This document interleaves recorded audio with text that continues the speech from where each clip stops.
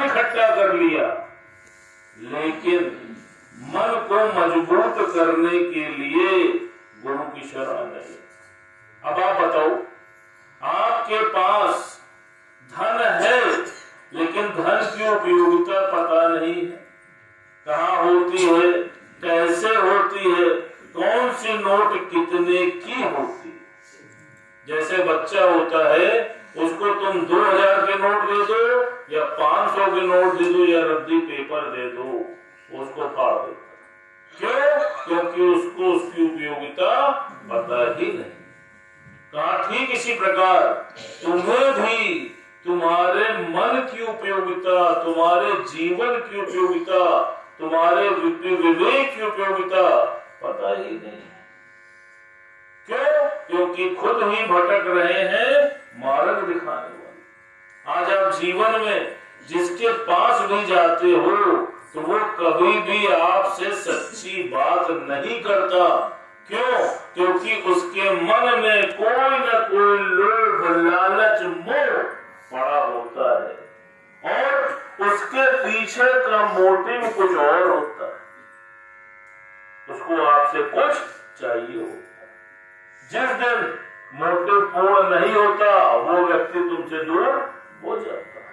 लेकिन सच्चा सतगुरु ऐसा नहीं होता, उसको तुमसे कुछ नहीं चाहिए। क्या बोला? कहा सच्चा सतगुरु कौन है?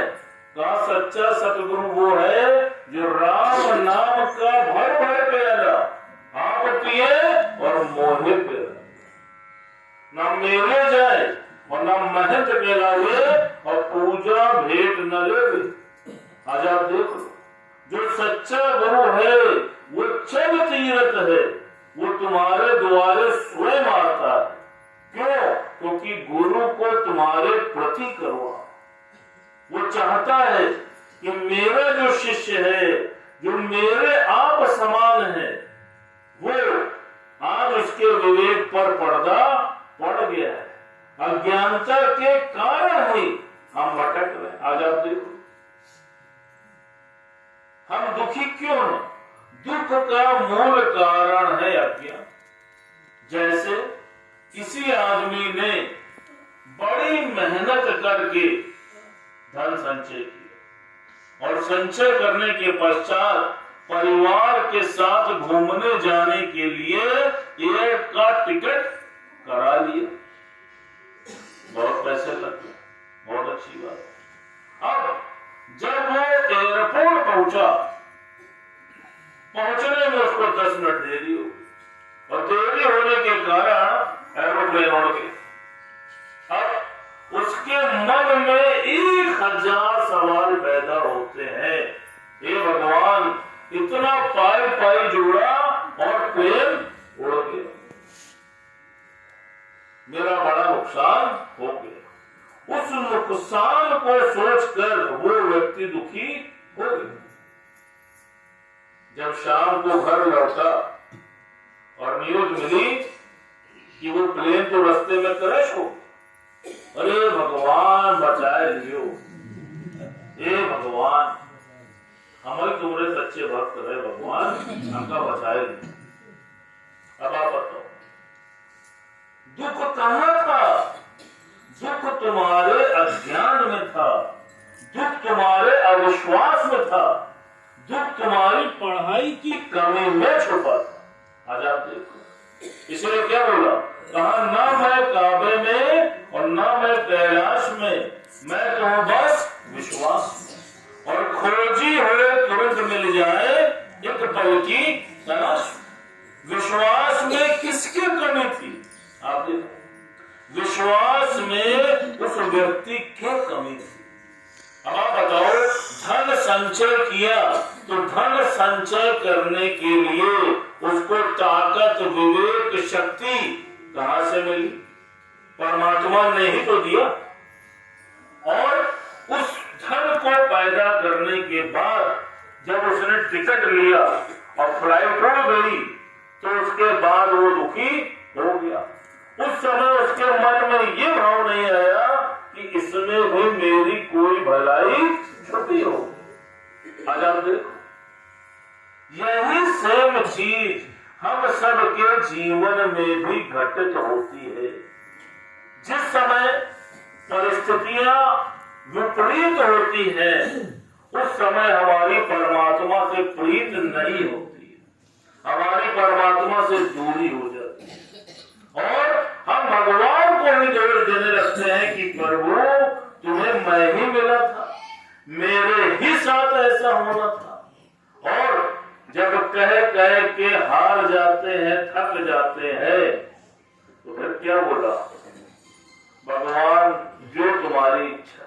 तो हमारे गुरु जी ने क्या कहा, जो ज्ञानी होता है वो परमात्मा को सब कुछ सौंप के बैठा होता है, और जो अज्ञानी होता है वो सब कुछ पकड़ के बैठा होता है। अब बताओ, पकड़ने से फ्लाइट रुक पाई, पकड़ने से ट्रेन रुक पाई, पकड़ने से बस रुक पाई? आप बताओ, पकड़ने से बाल में नहीं रुक पाते, दांत में नहीं रुक पाते। जब ये चले जाते हैं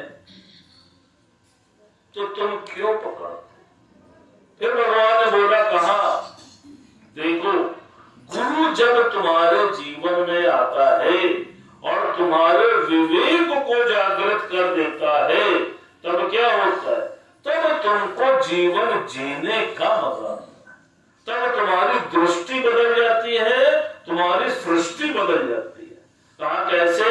कहा देख लो, कहा एक बार एक संत एक बड़ा ही नायाब हीरा लेकर एक राजा के पास पहुंचा, और बहुत छोटा सा हीरा था, लेकिन था बड़ा नायाब। उसने राजा से बोला, राजन, ये एक बड़ा ही नायाब हीरा तुम्हारे लिए लाया हूं, देखो पसंद है। राजा को देखते ही वो हीरा पसंद आ गया। अब जब कोई चीज पसंद आ जाती है तो देखो आदमी उसकी प्राप्ति के लिए लालायित हो जाता है। राजा के साथ भी ऐसे हुआ। कहा, महाराज, मुझको पसंद आ गया है, मुझको ये दे दीजिए। तो संत की हर चीज में कोई न कोई राज छुपा होता है। उसने राजा से बोला, राजन, इसकी बहुत मामूली सी कीमत है, ऐसा करो कि इसके वजन के बराबर तुम मुझको धन दो और ये हीरा ले लो। अब आप सोचो, एक हीरे का कितना वजन होगा? उसने कहा बस। कहा बस? कहा ठीक है। तराजू में हीरे को रखा, दूसरी तरफ धन को रखा, 1 गड्डी, 2 गड्डी, 100 गड्डी, जितना राजकोष में धन था सब धन रख दिया। उसके बाद भी तराजू टस से मस नहीं हुई। अब राजा हैरान, कहा, प्रभु, ये कौन सी लीला है, ये कौन सा चमत्कार है, ये कौन सा माया हीरा लाए हैं? अब संत के मन में आया कि राजा व्याकुल हो रहा है, तो उसने क्या किया, उसने उस हीरे के ऊपर एक चुटकी मट्टी डाल दी, और जैसे ही मट्टी उस हीरे के ऊपर पड़ी तो जो नोट वाला पलड़ा था वो बराबर से नीचे आ, वो भारी हो गया और हीरा हल्का। गुरु जी ने इसका सिद्धांत बहुत अच्छा बताया। कहा वो हीरा कौन सा है? कहा वो विवेक रूपी आंख तुम्हारे भीतर है, जिसके ऊपर जब अज्ञान की मट्टी चढ़ जाती है तो तुम्हारी भी वैल्यू 0 हो जाती है। और जब वो हीरा चमकता रहता है, जैसे वो चमक रहा था, जब तक उसके ऊपर मट्टी नहीं पड़ी थी तब तक वो हीरा नायाब था और उसके वजन का कोई भी मैच नहीं था। इसलिए आज आप देख लीजिए, जैसे भी बात चली स्वास्थ्य की, तो कौन सो रहा है, कौन गलत भोजन खा रहा है, कौन व्यायाम नहीं कर रहा है, जिसके विवेक पर अज्ञान की मट्टी पड़ गई, जिसका ज्ञान खुल गया है, विवेक खुल गया है, वो आज भी प्राणायाम कर रहा है। क्यों? क्योंकि वो जानता है कि परमेश्वर तक पहुंचने का सिर्फ एक ही साधन है, और वो ये देह। अगर शरीर से ही स्वस्थ नहीं होगे तो तुम न परमेश्वर के करीब जा पाओगे, न माया को प्राप्त कर पाओगे और न गुरु के पास ही आ पाओगे। जैसे भी बोला कि चाहे पोता हो चाहे पोती हो, अगर शरीर में कोई भी कष्ट होता है तो क्या करता है, उसको डांट के भगा देता है। और हमारे गुरु जी ने कितना सुंदर बोला, कहा भोजन करने के पहले सिर्फ एक बार अपने मन में ये विचार कर लेना कि क्या ये भोजन मेरे शरीर के लिए उत्तम है। अगर उत्तम है तो भगवान का प्रसाद समझ के ग्रहण कर लेना। और जब तक भोजन थाली में है तब तक तुम उसके मालिक, और जब भोजन पेट में चला गया तो वो अब तुम्हारा मालिक हो गया। अब चाहे वो तांडव कराए चाहे डांस कराए, करना पड़ेगा। अब आप सोचो, तुम्हारे जरा से अविवेक के कारण तुमने कितनी खामियां भुगतनी पड़ी, कितनी परिस्थितियां फेस करनी पड़ी। अच्छा आप देखो, दूसरी बात आई व्यापार की। जैसे बोला, कहा ज्ञान को सही रमज और सही समझ से उठाना। इसलिए दादा भगवान कहते हैं, कैच मी, मैं क्या बताना चाहता हूं तुम ये समझो। क्या बोला, कहा प्रारब्ध समझ के घर पे चादर तान के मत सो जाना, जा करके माया के लिए भी पुरुषार्थ करना। जो तुम्हारे प्रारब्ध में होगी वो तुमको मिलेगी। अब ज्ञान को उल्टा पुल्टा लगा लिया, हमारे भाग में धन होगा, हमारे प्रारब्ध में व्यापार होगा, तरक्की होगी, हम घर पे जाके सो, हमने कोई पुरुषार्थ नहीं कहा, गलत। तो अपने जीवन यापन के लिए पुरुषार्थ करो, लेकिन एक समय अवधि तक करो। जैसे बोला कि रात में 12 बजे तक मत बैठे रहो, समय तक व्यापार करो और फिर अपने कार्य में लग जाओ। फिर उससे बड़ी बात आप सोचो, इन सब से बड़ी बात जो है, जो मनुष्य जीवन का ध्येय है, वो क्या है? क्या है बताओ आप? मनुष्य जीवन जो परमेश्वर ने आपको दिया है वह मुक्ति पाने के लिए दिया। आप सोचो, अगर इस मनुष्य योनि में आने के बाद भी और सच्चे सद्गुरु के मिलने के बाद भी आप मुक्त नहीं हो पाए तो सोचो कि ये तुम्हारे विवेक पर ही तो पड़ता है। आप बताइए,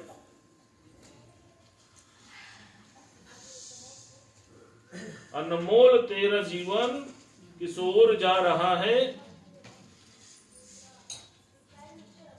लग रहा है समय हो गया माइक पर। नहीं, भगवान की इच्छा।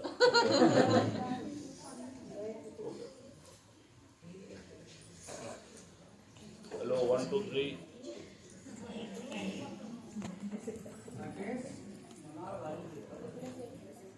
इतना साफ सुथरा दर है, जो कोई भी यहाँ पर सच्चे मन से, सच्चे हृदय से आता है और गुरु के ज्ञान को अपने जीवन में लगाता है, गुरु मुख से सुनता है, प्रेम भाव से मनमना भाव होके सुनता है, कैसे उसको सब कुछ जीवन में प्राप्त हो जाता है। इसीलिए देखिए, अपने मुख से वो कहता है ना कि अपने हाथों से देते हुए नहीं देखा। सच बात है, आज झोलियां कैसे हम सब की भरी रहती है, हमारा जीवन कैसे गुरु जीवन बदल देता है। इसीलिए कहते ना, यहाँ पर आते हैं तो हम सब का जीवन बदल जाता है। यहाँ बनता नसीबा सभी का, यहाँ बनता नसीबा सभी का, जो भी आया जो भी आया वो तो होके नसीबी का। यहाँ बनता नसीबा सभी का, यहाँ बनता नसीबा सभी का। सारे जग से निकाला ये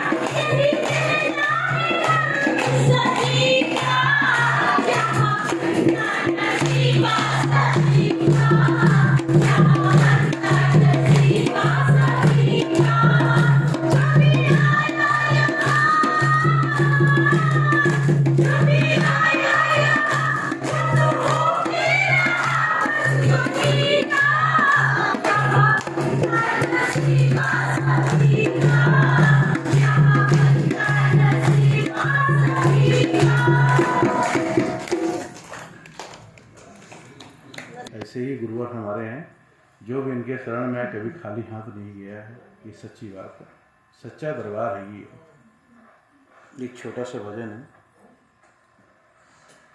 हरि की राही को सत्संग की जरूरत है। हरि की राही को सत्संग की जरूरत है। वचनों को माने जीवन ही बदलता है।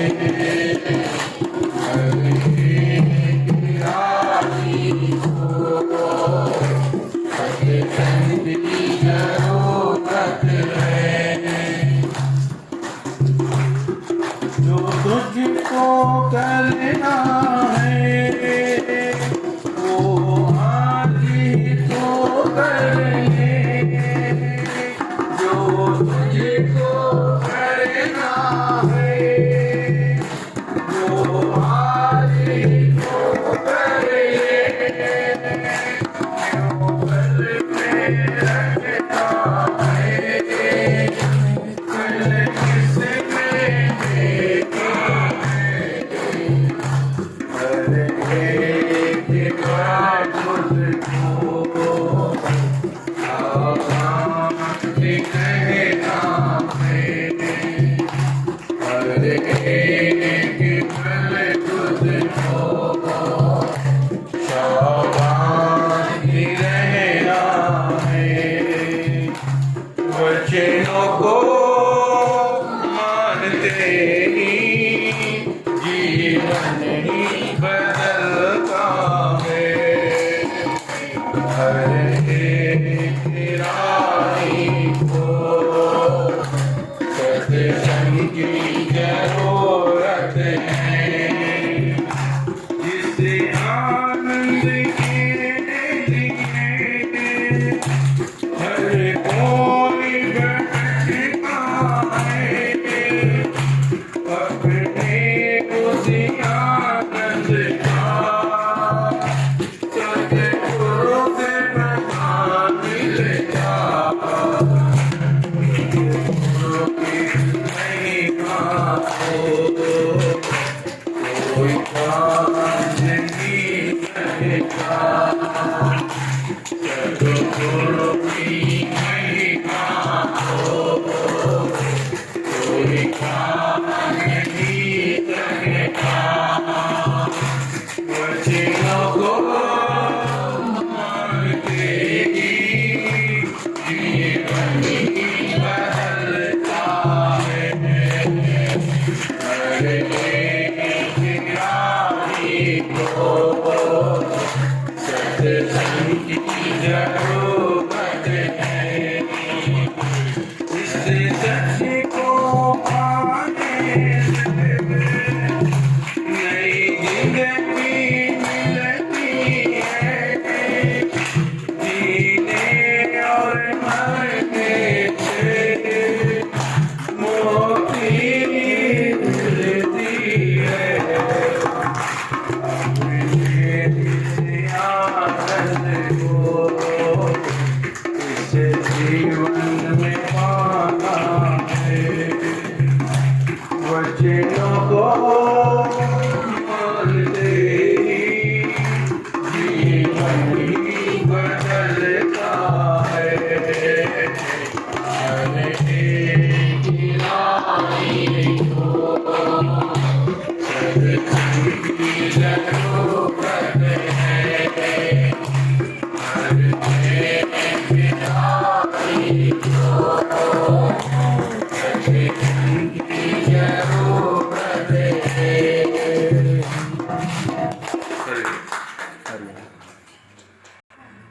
हे गुरुवर, चरणों में आपके करते हैं वंदन बार बार। आपने हम पे लुटाया अपना प्यार। अरे मेरी तो कोई हस्ती ही ना थी मेरे सतगुरु, जो कुछ भी हूँ वो है आपका उपकार।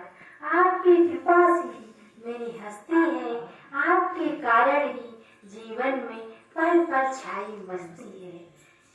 हे गुरुवर, कुर्बान जाऊं तेरी रहमत पर। इतना प्यार किया और जतलाया भी नहीं, एहसान किया इतना और जतलाया भी नहीं। बिन मांगे दिया इतना कि दामन में मेरे समाया ही नहीं। जितना भी दिया मेरे सतगुरु ने मुझको, उतना तो मेरी औकात नहीं। सागर को गागर में भरने का मेरे बस की बात नहीं। यह तो करम है उनका, वरना मुझमें तो कोई ऐसी बात नहीं।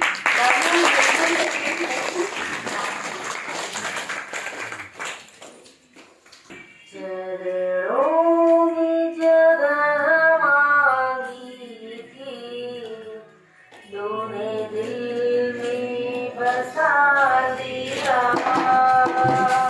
चरणों में जगह मांगी थी, तूने दिल में बसा दिया।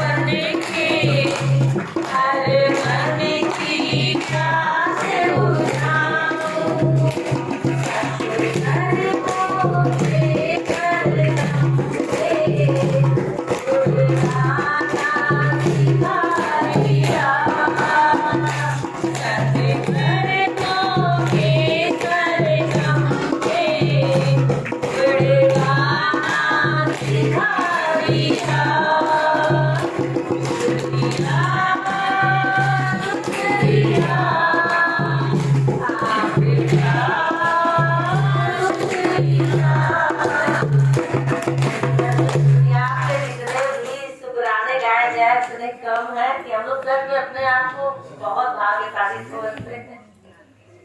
अब इसके बाद में अभी कुछ ही समय से आई हमारे अपर्णा जी, वो अपने मन में भाव को प्रकट करें। एक सिंगर बनाया ना होगा जो गुरु की बदौलत मिला, इसलिए तहे दिल से शुक्राना अदा करिए कि ये सत्संग परिवार अगर हमें मिला है तो कहीं ना कहीं गुरु की कृपा, परमात्मा की कृपा तो हो ही रही है। साथ में हम सबको अपनी कृपा करनी है कि इन गुरुओं का वो वचन, वो जितने के आशीर्वाद हम अपने जीवन में लगाएं और उसको और आगे बढ़ाएं। भैया का ना बहुत भैया के पास गए हैं, बॉम्बे तक पहुंच गए तो भैया के साथ छोटा बच्चा था। जागे रे जागे रे भाग्य मेरे जागे, तोके तुझे छोड़ के तोके छोड़ के जागे रे जागे रे जागे भागे, तोके छोड़ के तोके छोड़ के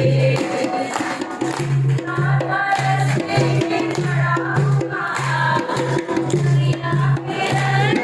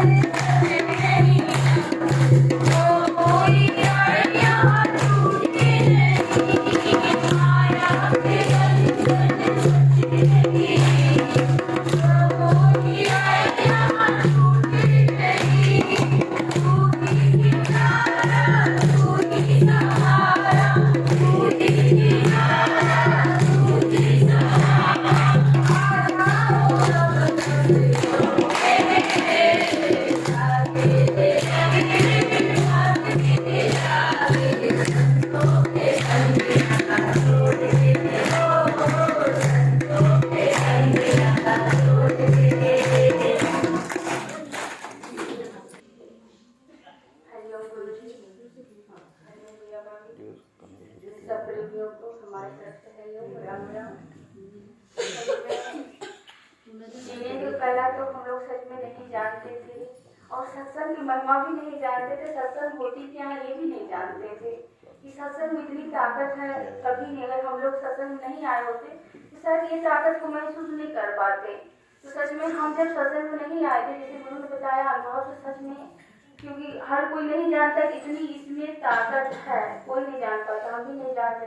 सच में हम जब सत्संग में नहीं आए थे तो मेरी ऐसी हालत थी, हम उठने बैठने के लायक नहीं थे। हमें 30 साल की उम्र में गठिया हो गया। उसके बाद माइग्रेन था इतना, मतलब हफ्ते में 2 दिन सही रहने के लिए हम तरसते थे। बच्चे को हम कैसे खाना बनाए, कैसे उसका मेंटल मतलब स्कूल भेजे, क्या करें, ये सब कुछ कर नहीं पाते थे। जब ना कर पाए उसके मन मुताबिक तो ये मतलब बहुत दुखी होते थे कि कैसी माँ है कि हम कुछ कर नहीं पाते हैं। तो और अभी बच्चे हमारे करने के लायक हैं, हम कर नहीं पाते हैं। जितना उसको चाहिए उतना हम सेवा नहीं उनका कर पाते, तो हमें अंदर कहीं कहीं बहुत दुख होता। और जब करते थे तो अपने को झलिया जाते थे, जैसे कोई बात कहे तो हमारा गुस्सा चिड़चिड़ापन रहता था, क्योंकि शरीर में इतनी तकलीफ रहती थी। लेकिन यहाँ सच बता रहे हैं कि गुरु जी के दर पे आने के बाद हर चीज में आराम हुआ। नहीं तो हम एक हफ्ते मतलब सोने के लिए तरह जाते। जब सर में दर्द होता तो सो भी नहीं पाते थे, नींद भी नहीं आए, इतनी सर में दर्द, इतनी दवाई ले, कोई इलाज ही मतलब कुछ भी हो पाए। खाली दवाई खाते रहे, सर में दर्द हो 1 दिन 2 दिन खाते रहिए। उसके बाद थोड़ा सा आराम मिला, फिर जब पता चला कि फिर दर्द, 1 दिन आराम नहीं हुआ, दूसरे दिन फिर चालू, फिर 3-4 दिन आपको दर्द नहीं जीना पड़ेगा। इसी तरीका हम बहुत परेशान हो गए। इसी तरीके हम कुछ कर ले, जी नहीं पाएंगे, इतना कष्ट सह करके हम जिंदगी नहीं जी पाएंगे। बहुत बातें आती थी, बहुत ऐसी ख्यालें आती थी बिना सत्संग के। लेकिन जब से गुरु जी की कृपा ऐसी हुई कि किसी के माध्यम से हम भी जुड़े, हमारे हस्बैंड जुड़े, फिर हमको भी वहाँ हमें भी ले गए। लेकिन आज गुरु जी की कृपा से इतनी दवाई किए नहीं सर दर्द आराम हुआ। लेकिन पता नहीं गुरु जी ने कहा तुम बस आ करके यहाँ बैठ जाओ, तुम ज्ञान ना सुनो, बस कोई यहाँ पे जैसे खाली है, तुम यहाँ पे आकर के लेट जाओ। मतलब बेंच खाली है, उस पे लेट जाया करो, बैठ जाया करो। किसी हालत में तुम यहाँ अपने शरीर को पटक दो। बस गुरु जी के बाद माने पता नहीं कैसे 15 दिन महीना दिन बीता, और कैसे धीरे शरीर में इतनी ताकत आने लगी। जब फर्स्ट बार गुरु जी से हम मिले तो जैसे दुख वाले लोग होते हैं, कोई हमारी सुनिए, कोई इस हाल में सुनते नहीं, सुनाते सब है, लेकिन गुरु ने इतना प्यार से सुना। जब हम पहले दिन गए तो सबसे बड़ी चीज तो इतनी ताकत मिली कि गुरु ने प्यार से सुनते हैं, बहुत प्यार से सुनते हैं। जो भी हमने बात किया ध्यान से सुने, ध्यान के सुनने के बाद जो उनके उस समय प्रेरणा आए उसने बताया।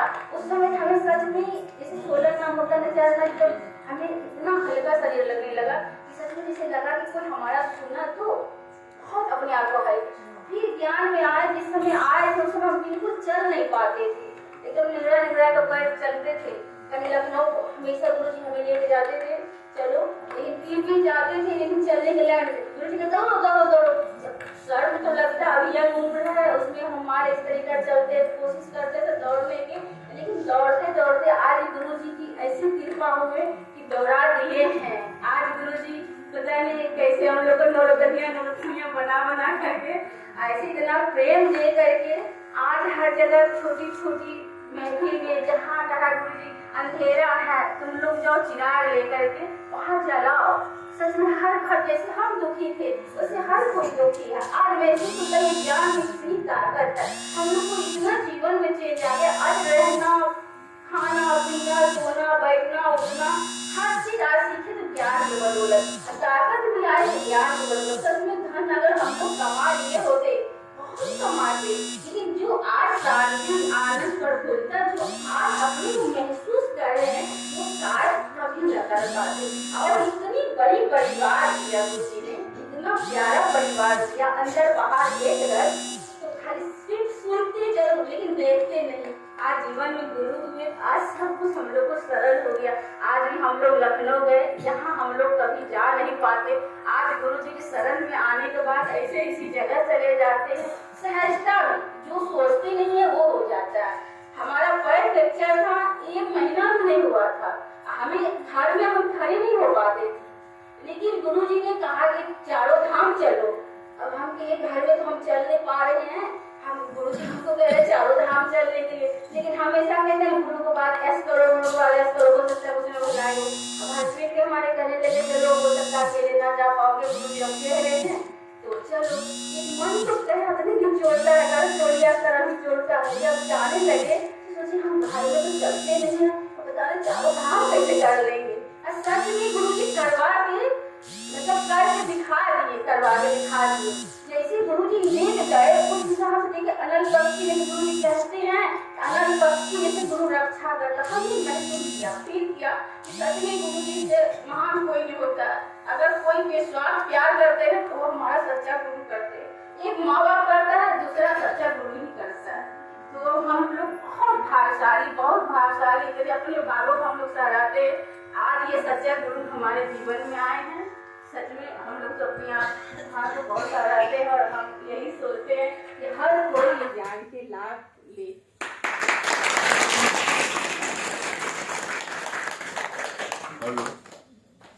इतना प्यारा, इतना अनोखा मिला है। आज जैसे लग रहा था कि वो शब्द जो भी बोल सकते वो बहुत कम है।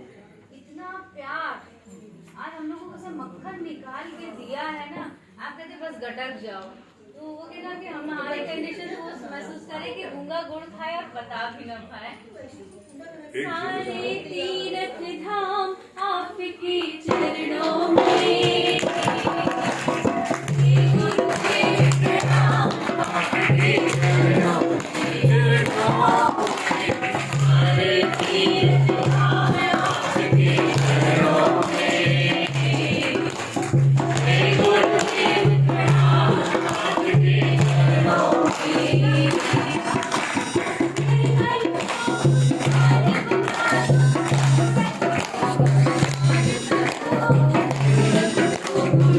बार फोन कर चुके हैं।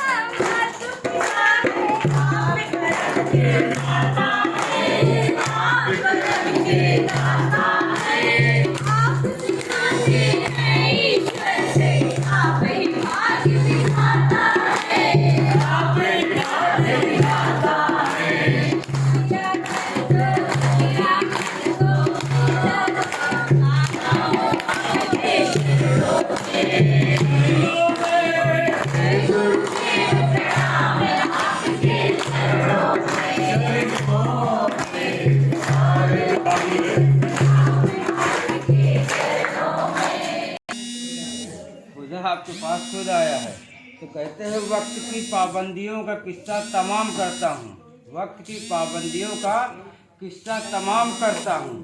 आज का सत्संग कुंडा वालों के नाम करता हूँ, आज का सत्संग कुंडा वालों के नाम करता हूँ।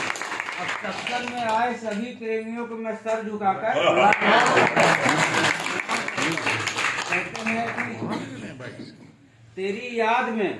तेरी याद में रोने के जिसमें किस्सा है, तेरी याद में रोने का जिसमें किस्सा है, दरअसल मेरे जीवन का वही बेहतरीन हिस्सा है, दरअसल मेरे जीवन का वही बेहतरीन हिस्सा है। जीने के लिए तेरा एक अरमान ही काफ़ी है, जीने के लिए तेरा एक अरमान ही काफ़ी है। दिल की कलम से लिखी ये दास्तान ही काफ़ी है, दिल की कलम से लिखी ये दास्तान ही काफ़ी है। अरे तुझे तीरों तलवार की क्या ज़रूरत, अरे गुरुदेव कत्ल करने के लिए तेरी एक मुस्कान ही। अब इसके बाद जो है माना। बस ये हुआ कि कैसे पता करें, मालूम हुआ कि आप कुंडा में उतरेंगे तो पंकज से रिक्वेस्ट किया कि चलो पंकज हम लोग चलते हैं गुरु जी को वहाँ पर दर्शन करेंगे। और आपका दर्शन कर लिया तो मन एकदम प्रसन्न हो गया। और आप कह रहे हैं मेरा जीवन तो समाप्त हो चुका था गुरु जी, मुझे नया जीवन आपने दिया है।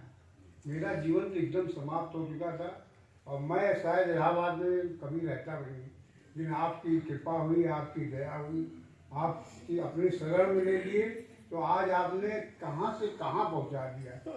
एक रास्ते का पत्थर था गुरु जी में सच में, लेकिन आपने उसको गढ़ा, इतना गढ़ा कि आज जहाँ जाते हैं आपकी वजह से लोग पलकों बिछाते हैं। गुरु जी ये सब आपकी कृपा है। मेरा जीवन तो सच में एकदम बिल्कुल ख़त्म हो चुका था, मैं बहुत ही ज़िंदगी से निराश हो चुका था, लेकिन गुरु जी ने पकड़ लिया और गुरु जी ने मुझे नया जीवन दिया। और आज गुरु जी की छाया में बस ये है कि गुरु जी अगर नहीं रहते, 24 घंटा नहीं रहते तो हमें कोई अच्छा नहीं लगता। और जब पता चला, ललिन भाई से पूछा तो कहा कि हम लोग कुंडा में रुक सकते हैं, तो हमने कहा यार कुंडा हम लोग पापा वो थे, हमने कहा चलो कुंडा पास में ही है, और बस में बैठे और चले आए यहाँ पर। गुरु जी आपकी बहुत बहुत महानता। हमारे भजन के सम्राटों के सम्राट, अभी तक सम्राटों का आपने देखा। मेरे दाता ने मुझको क्योंकि इतना दिया, मेरे सदगुरु ने मुझको कि जितनी मेरी औकात न थी, ये तो कर्म है हमारे माँ बाप का, वरना मुझ में कोई ऐसी बात न थी।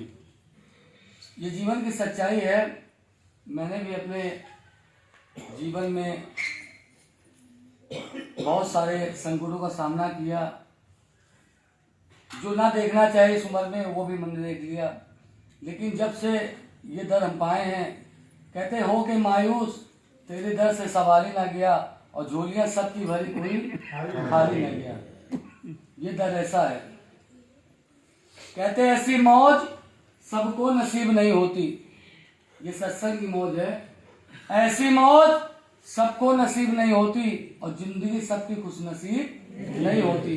और जिन्हें मिल जाती है सत्संग की मौज, उसकी जिंदगी कभी बदनसीब नहीं होती।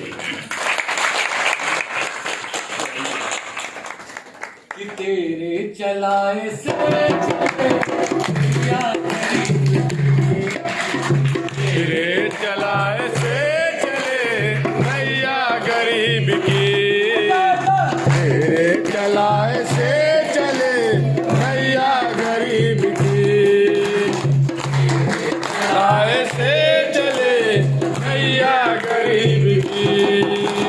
तुमने बदल दिए मेरी, तुमने बदल दिए मेरी रेखा नसीब की, तेरे चलाए से चले नैया गरीब की, तेरे चलाए से चले नैया गरीब की। आया तो तेरे करीब में ऐसा नहीं है तेरा, आया जो तेरे दर पे एहसान है तेरा, बिगड़ी बनाना भक्तों का काम है तेरा। बिगड़ी बनाना भक्तों का बस काम है तेरा। परिवार में ये सही मेरा, परिवार में सर मेरा झुकता यूं ही नहीं, चलाए से नैया गरीब की, तेरे चलाए से चले नैया गरीब की। अरे तुमने बदल दिए मेरी, तुमने बदल दिए मेरी रेखा नसीब की, तेरे चलाए से चले नैया गरीब की, तेरे चलाए से चले नैया गरीब की।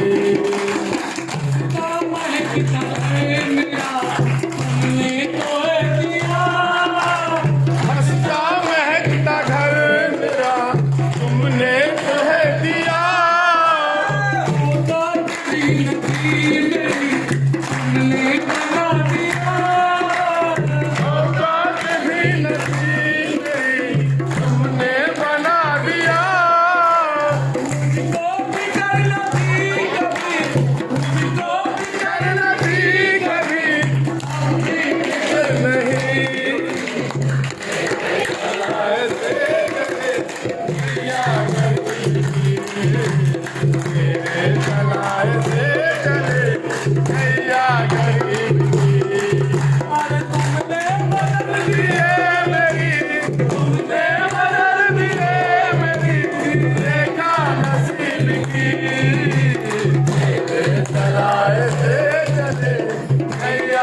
गरीब की, तेरे झलाए से चले नैया गरीब की। तेरी दया न होती तो कैसे ये घर चलाता, तेरी दया न होती तो कैसे ये घर चलाता, तेरी कृपा न होती तो बच्चों को क्या खिलाता, तेरी कृपा न होती तो बच्चों को क्या खिलाता। मुझको फिक्र न थी कभी, मुझको फिक्र न थी कभी, नहीं नहीं, तेरे झलाए से चले नैया गरीब की, तेरे झलाए से चले नैया गरीब की।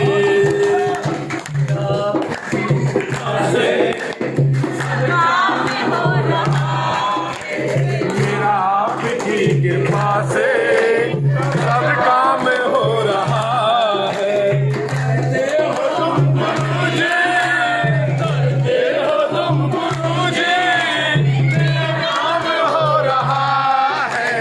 मेरा आपकी कृपा से सब काम हो रहा है। मेरा आपकी कृपा से सब काम हो रहा है।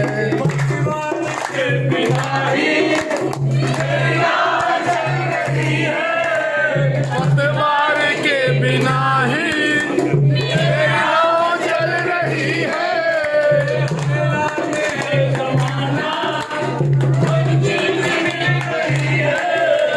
हैरान है जमाना, मंजिल भी मिल रही है।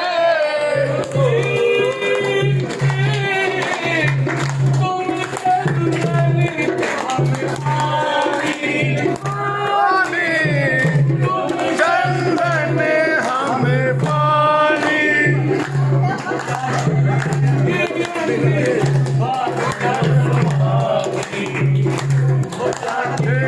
देंगे भावना समाए।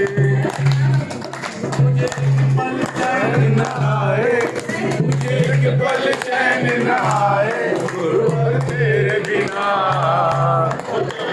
तेरे बिना, तेरे बिना, तेरे बिना। घबराए, मेरा मन हर पल घबराए, गुरुवर तेरे बिना, तेरे बिना, गुरुवर तेरे बिना।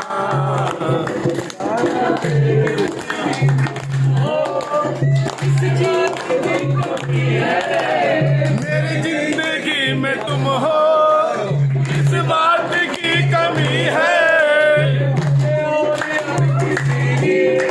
परवाह ही नहीं है मुझे और अब किसी की, परवाह ही नहीं है।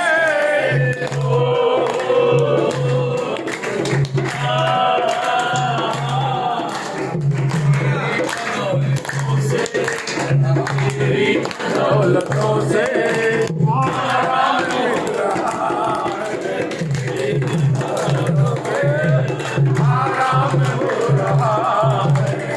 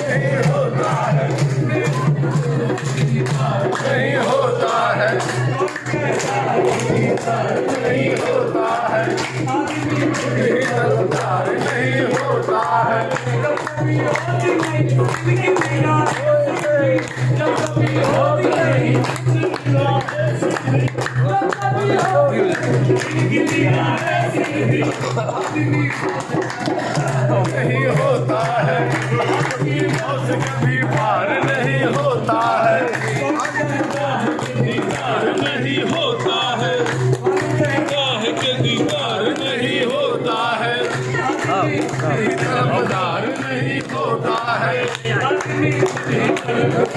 नहीं होता है।